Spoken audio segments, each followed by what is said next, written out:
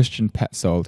George, do you want to just tell us a bit about the trajectory Petzold's been on since he began his career? Yeah, so he tends to be lumped together with a series of other filmmakers who all studied at DFFB, the film school here in Berlin, with Harun Farocki as the tutor. And they, although actually quite diverse, become known as the Berlin School. So this is Thomas Arslan, Angela Schanelak, who also had something in the competition, which we will get to later, and Christian Petzold. And then you have later additions like Griesebach, who is on the jury this year. Now, though formerly a bit discreet and diverse, their main unifying trait at the beginning was that they could see a tendency after the end of the Neue Deutsche Kino, the New German Cinema, which of course you've covered abundantly on the pod, towards prestige films that dealt exclusively, this is after reunification in the 90s, with Germany's past and ignored the present. And so they set themselves the task, much as the neorealists had done in the 40s, of addressing current social predicaments. Which doesn't mean that they were a boring realist movement, anything but. I'm not quite sure what went amiss with Petzold, because he started working with Harun Farocki. His first few films were co-written with the and they were pretty close collaborators throughout the Farocki's life. He died in, I think, 2015 or so. And this first trilogy, The State I Am In, Gespenster and Yella, is each of it accords with this agenda to stay fixed. It's fixated on Germany's present, and there is the most striking feature of them is this the kind of corporate non-space of Schroeder's and then Merkel's Germany. You know, these kind of neoliberal spaces. These neoliberal neoliberal non-spaces. Lobbies and kind of industrial parks and incidental roads. Strikingly non-cinematic. And one way or another, he went off course in the last 10 years or so, in your opinion. Well, much as if you think about von Trier's departure from Dogma, back to where he came from to begin with, if you think of this kind of constraint, as it were, he then lurches dramatically with these films, Barbara and Phoenix as well, and Phoenix. Well, this is the third tendency, but there's this middle one, Barbara and Phoenix, straight into the terrain of these forgettable, in my opinion, historicist prestige films. Am I correct in saying that obviously Undine, which was is a year or 2 years old, was poised as being the first in a trilogy whose underpinning principle is mythology? Right. So is this film, because I had to walk out of this screening, not because it was bad, but for reasons that will become apparent a bit later. But is this film the second film of that trilogy, or is this a? Yeah, it is. Yeah. But unfortunately, I don't have the crib notes on which. Shall I just establish Afire, the film we just saw, which has it has a sort of strange. It begins what looks like it might be a love triangle. The central character is a chap called Leon, who's somewhat chubby, somewhat schlubby, somewhat grumpy. He's a flub. He's a flub, and so on and so forth. And he's a novelist, and he's kind of flailing. He's sort of a slightly resentful attitude towards the world, and he's slightly entitled, very entitled, and kind of obsessed with himself. And there's a very good-looking woman who's staying in this cottage that he's staying with in the country near the sea, with his friend Felix. This woman Nadia, who she has an aura of mystery around her. She's Russian. And Leon instantly takes a disliking to her, apparently, a kind of resentment. And Nadia's lover, this hench lifeguard, kind of Hasselhoff creature. Yeah, sort of a Baywatch figure, kind of passes into this fold. And various, I would say for me, somewhat unpredictable interpersonal dynamics shift. amongst these characters. But the overriding feeling is that Leon doesn't have the pizzazz, the charm, the calm, the inner calm to really connect with these people and feel joy with these people. And so he's constantly on the outside of a very funny joke. And then this has, for me, a great quality because, it's just a great depiction of like feeling outside, and yet you're also confronted with the fact that this guy is like extremely unpleasant and rude to people, and very self-obsessed in a very unattractive way. And he's also physically quite unattractive. But that's perhaps more subjective. But yes, you, George, we had an amazing moment in the cinema where we both. I looked at you and I thought, I think I might mention to George that this is reminding me of Theorem by Pasolini. Yeah. And you got in there first, leaned towards me and said, it's actually a bit like Theorem. Yeah, but what it actually is structurally speaking, it's an inversion of So Theorem. Theorem, for listeners who have yet to discover the joy of Pasolini's Theorem, it's a film about a man who sort of enters a well-to-do kind of country house with a maid and a mother and a father and a brother and a sister, and one way or another he not only seduces every member of this family, but also on some level helps them to actualize themselves in ways that are very specific to each person. Right, and so he is this kind of ultimately magnetic presence played by Terence Stamp, who is also a kind of crypto-religious figure in one reading the film.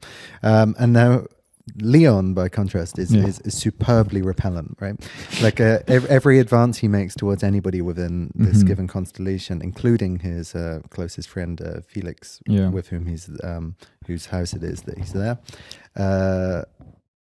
He sort of this guy has main character syndrome, which and he is the main character, which is kind of unusual. He doesn't really look like the sort of art house protagonist. So you're kind of saying, in the way that his early films, you've got spaces that are non-cinematic. Here's a kind of man who maybe isn't cinematic in his own right. It's like located to this person who's not really. He's got a great face. No, he doesn't. He has superb presence, and he kind of broods in this magnificently sulky adolescent fashion. And his age is a bit indeterminate, because when you discover that he's moving on to his second novel, you think, oh, okay, maybe he's like a wunderkind, or maybe he's actually like early 30s but has this slightly boyish quality to him. But all his traits give off a slight air of total ressentiment towards all of the. And he expects everything. So this is, he's in a permanent state of expectation that. And he also feels that because he's schlubby, I think he has an expectation that there's a sort of pact or a contract whereby he may not be the most good-looking, glamorous person in the situation, but he is at least the cleverest. And this arrogance kind of does him absolutely no favors. And furthermore, I won't spoil it too much, but there are moments where the other figures slowly reveal themselves to know a bit more than they're letting on, and this provides an extra sort of insult to injury that he can't even really achieve this dominance he sort of expects of the situation. Yeah, and as I mentioned after the screening, I mean, you already discussed the von Trotter Bachmann biopic, right? We did. This enormously cosmetic, superficial portrayal of the writerly life, and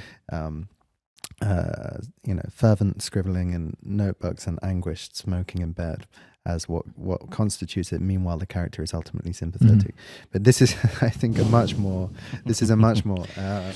much more fidelity to the truth of this sort of character, because he is like he's almost like Thomas Bernard or someone, or he's bristly, difficult. And to the end, to the absolute, even to the emotional consummation of the film, which is superbly moving, he's unable to truly inhabit. This is so beautiful for me, and it's something that's rarely seen in cinema, and actually it has an effect on the viewer of. Like I had this feel. So the end, without again giving it away totally, because it's a really beautiful reveal. But there is an arc of success at the end and an arc of extreme tragedy, and the two exist almost in parallel. They come to you almost in parallel in the film, although they're spaced apart. But yeah, there's this. You go along the journey with him. You feel his outsideness, and at the end, you feel this extraordinary ambivalence between being genuinely moved. I mean, tears did come to my eyes at the end, but also feeling this detachment that he feels, feeling this kind of, I can't cry because I don't know how to sort of access that, or that this feeling of separation, this distance, which is can also be experienced cinematically. You experience his shame at not being able to be part of the feeling human majority, right? And this thing is sort of not, it's very unglamorous, but it's very true. Sometimes we do find ourselves preoccupied by sort of self-important banalities in the face of tragedy. There is a sort of a beautiful truth to it. His inability to connect to all these things that are extremely moving. We can see it as and his profound underestimation of everybody else's work. Yeah, and exactly. he keeps it. This arrogance. He has this motif for it. I have to work. I have to work. I have to get done. I have to work. But of course he can't, because he's become besotted with this character Nadia. But there are a few other things that aside from the portrayal of this and the characterization. So cinematically, it's played out against this ecological backdrop of forest fires, which are creating these perpetual infernos in the woods. And the woods themselves are, I think, where the connection to this folkloric fantasy element begun in Undine, which I didn't think was such a successful film. Where water was a predominant right, source. exactly. So here you have the fire, but much more successful. I mean, you have a real kind of feeling of Grimm or of Kleist, or when it's hard to go into without revealing too much. But let's say there are wild boars.